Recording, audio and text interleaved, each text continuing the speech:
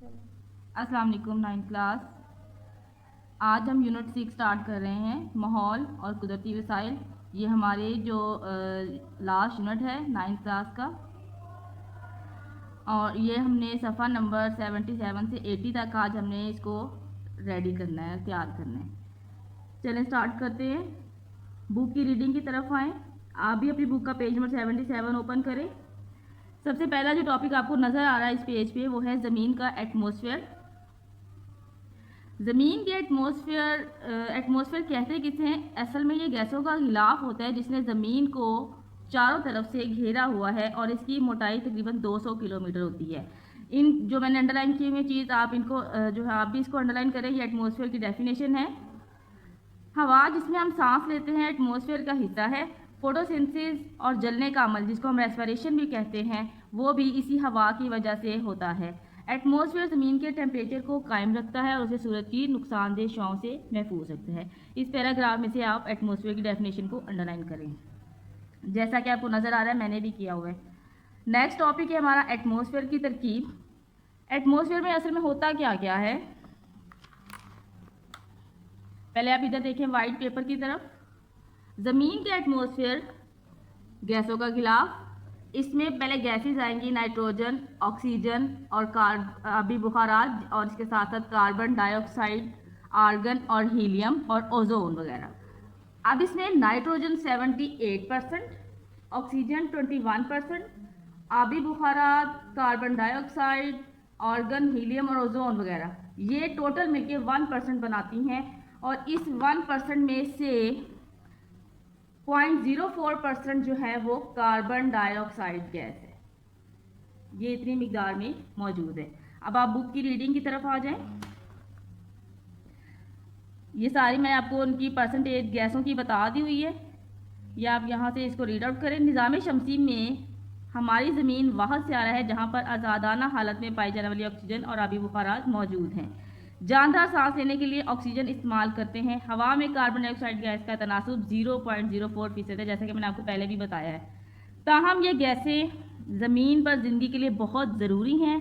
पौधे carbon dioxide को photosynthesis के दौरान खुराक बनाने के लिए इस्तेमाल करते हैं, जो तमाम दूसरे जानदारों के काम भी आती हैं।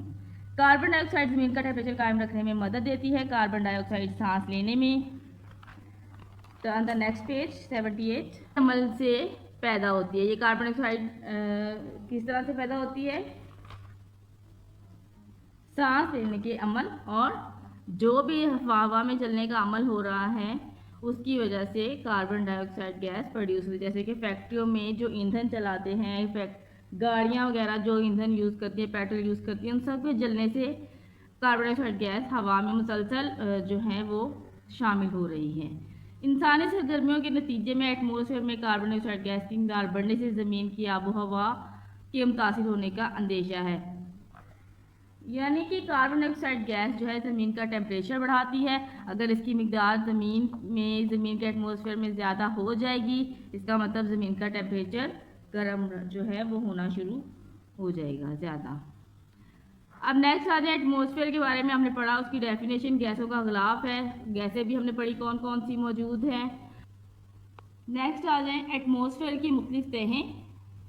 टोटल एटमॉस्फेयर की 4 तहें हैं जो 200 किलोमीटर जो है वो कवर करती हैं एटमॉस्फेयर का। ज़मीन के ऊपर की तरफ ये डायग्राम देखें, ये अगर ज़मीन का लेवल है तो ये ज़मीन से यहाँ तक का जो है वो एटमॉस्फेयर को कवर करता है। इन सब में गैसें मौजूद हैं।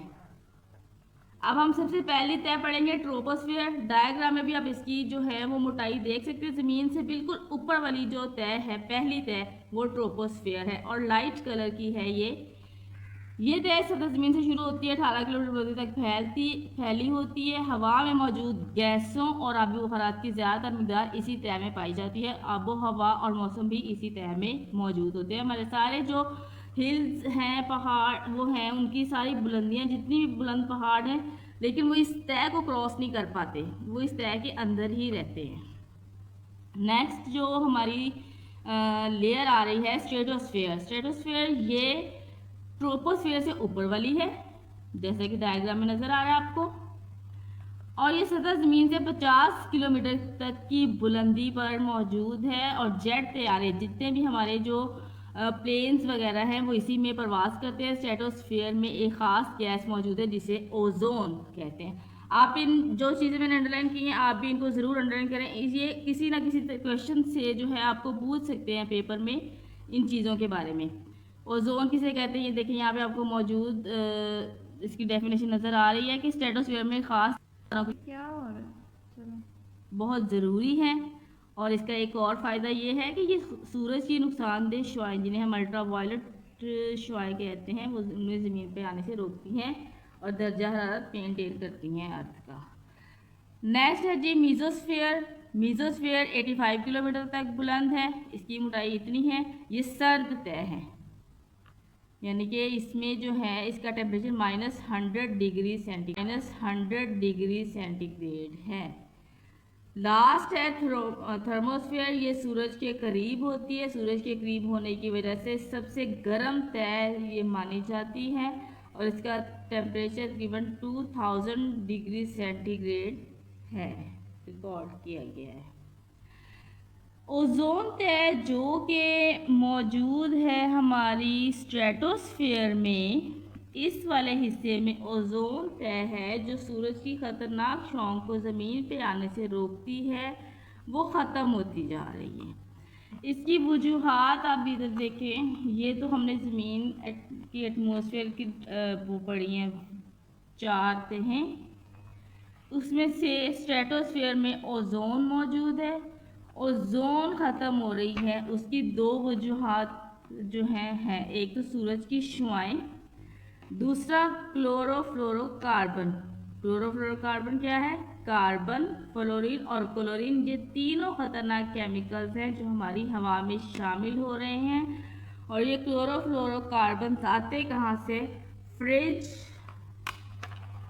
आप पेज नंबर 79 पे आ जाएं। फ्रिज, एयर कंडीशनर, स्प्रे के डिब्बों और पैकिंग फोम्स के कारखानों से कुछ केमिकल खारिज होते हैं, इन्हें क्लोरोफ्लोरोकार्बन्स कहते हैं। ये भी आप अंडरलाइन करेंगे। ये केमिकल्स ओजोन के साथ अमल करके इस तह की तबाही और बारीकी का सबब बन जाते हैं। ये देखें, यहाँ ओजोन बारीक हो चुकी है, यहाँ पे इसकी मोटाई नॉर्मल है, लेकिन आप सेंटर में देखेंगे इसकी मोटाई ओजोन की बहुत ही बारीक हो चुकी है। तो अनकरीब है कि इसमें होल हो सकता है। नतीजतन ज़्यादा अल्ट्रावायलेट शुआएं ज़मीन तक पहुंच सकती हैं। इन शुआओं की वजह से कैंसर और आँखों की बीमारियां लाहक हो सकती हैं और ये चीज़ आम हो चुकी है। अभी भी हमारे जो है अर्थ पे ये बीमारियां आम हो चुकी हैं just because of ozone hole. Next आ जाए एनर्जी की शुआएं और उनका एटमॉस्फेयर में इंतज़ाम। एनर्जी की शुआएं ऑब्वियसली सूरज की शुआएं हैं, ये हमें रोशनी भी देती हैं, ये हमें हरारत भी देती हैं। सूरज की शुआएं बिला रोक टोक ज़मीन पे पहुंचती हैं और इनकी शॉर्ट वेवलेंथ होती है, यानी बहुत ज़्यादा एनर्जी वाली। ये देखिए, आपको इस पेज पे आए तो बहुत बारीक शॉर्ट वेवलेंथ की बहुत एनर्जी से भरी हुई शुआएं अर्थ पे आती हैं सन की, लेकिन जब वो टकरा के वापस जाती हैं तो कम एनर्जी वाली हो जाती हैं, खुली खुली, यानी कि अर्थ ने कुछ एनर्जी इसकी एब्जॉर्ब की है, जिसकी वजह से उनकी वेवलेंथ बड़ी हो गई है और एनर्जी उनकी कम हो गई है। नेक्स्ट पेज पे आ जाएं। 80 पेज हमारा लास्ट पेज है रीडिंग का। जब शुआएं ज़मीन पे जज्ब होती हैं तो इससे ज़मीन का टेम्परेचर जो है वो बढ़ जाता है।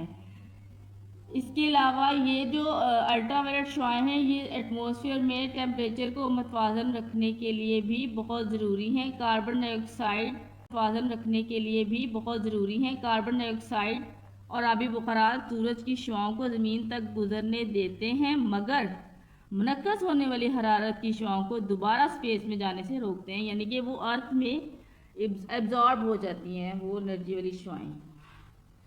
इन शुआओं की वजह से ज़मीन का टेम्परेचर गर्म हो रहा है, और उसका एक और वजह जो है ग्रीन हाउस इफेक्ट है ज़मीन के टेम्परेचर को गर्म रखने में। अब ग्रीन हाउस इफेक्ट क्या होता है, लेट्स सी। ग्रीन हाउस शीशे के बने हुए कमरे को कहते हैं जिसमें पौधे उगाए जाते हैं। सूरज से आने वाली शुआएं ग्रीन हाउस के अंदर दाखिल तो हो सकती हैं, मगर हरारत की लॉन्ग वेवलेंथ वाली शुआएं बाहर नहीं निकल सकती, जिसकी वजह से वो अंदर ही रहती हैं और ज़मीन के अंदर जज़ब होना शुरू हो जाती हैं और टेम्परेचर बढ़ जाता है। इस अमल को ग्रीन हाउस इफेक्ट कहते हैं। पौधे तो हमें अपनी मर्जी के मिल जाते हैं, लेकिन इसकी वजह से ज़मीन गर्म जो है वो होनी शुरू हो गई है। मौजूदा सनती दौर में पोल्यूशन की वजह से एटमॉस्फेयर में बाज़ गैसों का मसलन कार्बन डाइऑक्साइड, क्लोरोफ्लोरोकार्बन और मीथेन, इनका तनासुब बढ़ गया है जो ख़तरनाक है। हवा में इन गैसों की मौजूदगी ग्रीन हाउस इफेक्ट पैदा करती है। ग्रीन हाउस इफेक्ट की वजह से कुल अर्थ के टेम्परेचर में इजाफा हो रहा है। इसे ग्लोबल वार्मिंग कहते हैं। इसमें से आपने ग्रीन हाउस इफेक्ट की डेफिनेशन अंडरलाइन करनी है और ग्लोबल वार्मिंग की अंडरलाइन करनी है। अब ग्लोबल वार्मिंग और ग्रीन हाउस इफेक्ट की वजह से कौन से नाखुशगवार असरात मुरतब हो रहे हैं, वो नीचे आ जाएं। एक तो ज़मीनी आबो हवा तब्दील हो गई और हो भी रही है, और दूसरा कुतबैन और पहाड़ों पर बर्फ़ के पिघलने से ज़्यादा बारिशों के सबब समुद्रों की सतह बुलंद हो जाएगी और कई साहली इलाके डूब जाएंगे अगर मुसलसल ऐसा होता रहा। तो लेट्स स्टूडेंट, ये हमारा आज का टॉपिक था। उम्मीद है आपको समझ आ गई होगी। जो चीज़ें मैंने अंडरलाइन की हैं आप एक दफ़ा फिर देख लें। ये आपने अपनी बुक पे अंडरलाइन करनी है और इनको अच्छे से याद करना है। इसमें से क्वेश्चन जो हैं वो पूछे जा सकते हैं। ओके, नेक्स्ट लेक्चर तक के लिए टेक केयर, अल्लाह हाफिज़।